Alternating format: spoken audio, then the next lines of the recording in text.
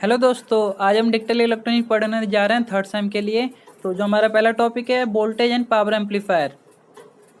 सबसे पहले मैं आपको बता दूं कि एम्पलीफायर क्या होता है। एम्पलीफायर एक डिवाइस होता है जो लो सिग्नल को हाई सिग्नल में कन्वर्ट करता है। लो सिग्नल में कुछ भी हो सकता है। मान लीजिए आपने किसी सर्किट में इनपुट में 2 वोल्टेज दिया तो आपको आउटपुट में 5 वोल्टेज दे रहा है, यानी लो सिग्नल को उसने हाई सिग्नल में कन्वर्ट कर दिया।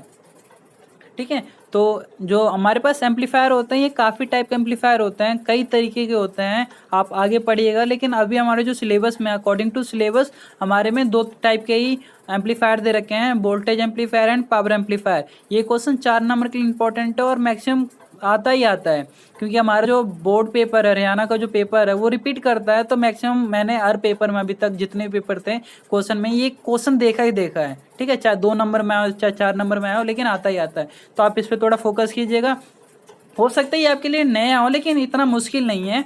ठीक है, लोग इसमें जो स्टूडेंट वो 90+ गेन करते हैं, तो आपके लिए भी बहुत अच्छा चैप्टर है, क्योंकि इलेक्ट्रॉनिक के लिए तो बहुत अच्छा है ही, लेकिन इलेक्ट्रिकल के लिए भी बहुत अच्छा है। आपको सीखने को बहुत कुछ मिलेगा।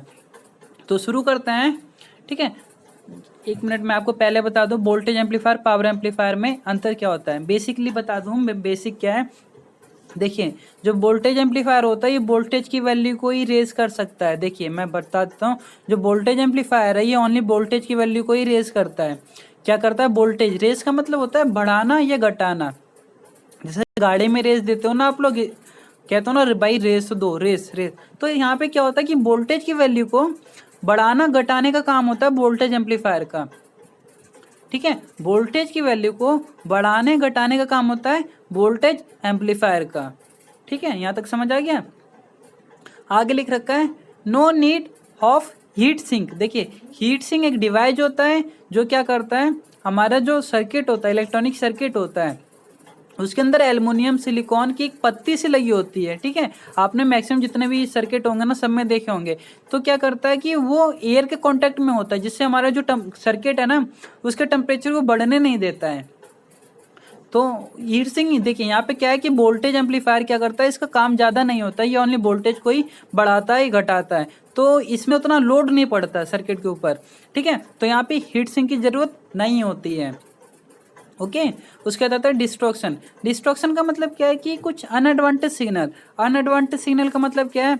देखिए, मान लीजिए कि आपने अपने घर में एक होम थिएटर यानी छोटा सा एक स्पीकर है, आपने उसे अपने फ़ोन से कनेक्ट किया और आपने हाई वॉल्यूम में करके चला दिया। जब आप इनपुट में ज़्यादा दोगे तो आउटपुट में ज़्यादा मिलेगा, लेकिन आपको आउटपुट में डिस्ट्रॉक्शन भी मिलेगा।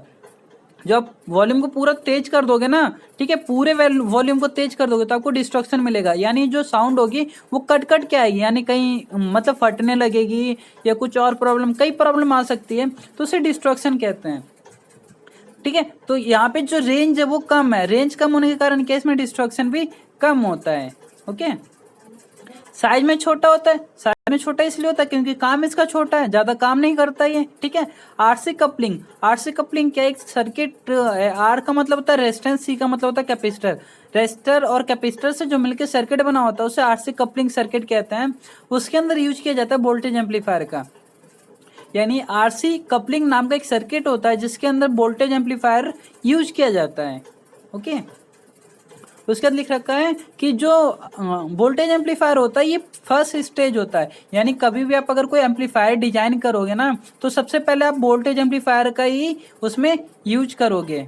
ओके, उसके बाद लिख रखा है आउटपुट इम्पिडेंस हिज हाई, यानी जो आउटपुट इम्पिडेंस होता है, जैसे कि एक सर्किट होता है, सर्किट के अंदर एक इनपुट इम्पिडेंस होता है, एक आउटपुट इम्पिडेंस होता है।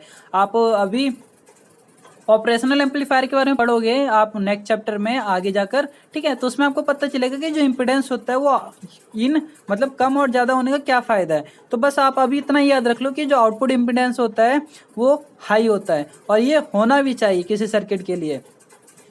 यहाँ तक समझ आ गया। अब हम बात कर लेते हैं पावर एम्पलीफायर की। देखिए, पावर से नाम से पता चल रहा है पावर, यानी जो ज़्यादा काम करता है, जो ज़्यादा काम करता है। पावर का जो फॉर्मूला होता है मैं बता देता हूँ। पावर का फॉर्मूला होता है P=V/I, यानी वोल्टेज इंटू करंट।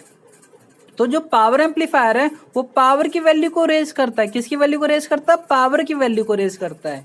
इसलिए इसका नाम है पावर एम्पलीफायर। यानी वो करंट को भी बढ़ाता है और साथ में साथ वोल्टेज को भी बढ़ाता है। और जो पावर एम्पलीफायर होता है इसका काम ज़्यादा होता है, इसका काम ज़्यादा होता है, इसलिए इसमें से ज़्यादा करंट पास होता है। ज़्यादा करंट पास होता है तो यहाँ हीट सिंक की रिक्वायरमेंट होती है, क्योंकि जो हमारा टेम्परेचर है, हमारा जो सर्किट का टेम्परेचर है वो बढ़ता है, और उस टेम्परेचर को मेंटेन करने के लिए हीट सिंक का यूज किया जाता है। ओके, उसके बाद आता है डिस्ट्रक्शन। डिस्ट्रक्शन इसमें मिनिमम होता है। देखो सर्किट को इसी तरीके से डिजाइन किया जाता है कि जो उसकी एफिशिएंसी हो ज़्यादा से ज़्यादा हो और लॉसेस कम से कम हो। तो इसमें जो डिस्ट्रक्शन होता है वो भी कम से कम होता है। साइज में बड़ा होता है, साइज में बड़ा इसलिए होता है क्योंकि इसका काम ज़्यादा होता है। अगर साइज में छोटा होगा और करंट ज़्यादा पास होगा तो वो जल सकता है, इसलिए साइज में भी बड़ा होता है। ट्रांसफार्मर कपलिंग, देखिए जैसे कि ये सर्किट है वैसे एक ये सर्किट है, जैसा हमारा आरसी कपलिंग सर्किट है वैसे एक ट्रांसफार्मर कपलिंग सर्किट है, आप ये आगे पढ़िएगा।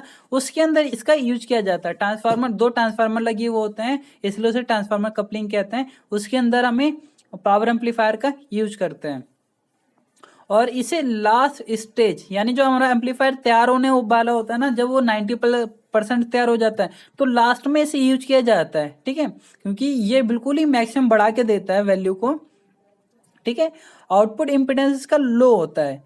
ठीक है, आप इन दोनों के बीच में अंतर पढ़ लीजिएगा। 4 नंबर में आता ही आता है क्वेश्चन। ठीक है, और पूछा भी जाता है, 1 नंबर में क्वेश्चन पूछा जाता है कि जो इनपुट इम्पिडेंस आउटपुट इम्पिडेंस, इनके बारे में जितने क्वेश्चन है ना, मैंने ये जितने पॉइंट है सारे के सारे इंपॉर्टेंट है। प्लीज़ आप इसे नोट भी कीजिएगा और साथ साथ में स्टडी भी कीजिएगा। And thank you for watching this video यार। और प्लीज़ भाई थोड़ा लाइक एंड सब्सक्राइब कर दिया करो यार, जिससे पता चले, कमेंट भी कर दिया करो कि मेरी वीडियो कैसे जा रही है। Thank you so much.